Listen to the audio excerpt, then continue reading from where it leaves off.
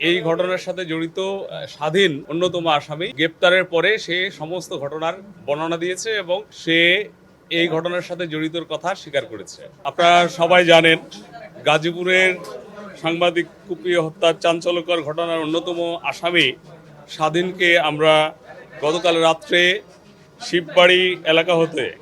গ্রেপ্তার করেছি এবং এই ঘটনার সাথে জড়িত স্বাধীন অন্যতম আসামি এবং আমরা ভিডিও ফুটেজ, ওপেন সোর্স এবং আমাদের ইন্টেলিজেন্সের মাধ্যমে তাকে আমরা গ্রেপ্তার করতে সক্ষম হয়েছে এবং গ্রেপ্তারের পরে সে সমস্ত ঘটনার বর্ণনা দিয়েছে এবং সে এই ঘটনার সাথে জড়িতর কথা স্বীকার করেছে। আপনারা জানেন, র্যাপিড অ্যাকশন ব্যাটালিয়ন প্রতিষ্ঠালগ্ন থেকে বিভিন্ন সময় অপরাধের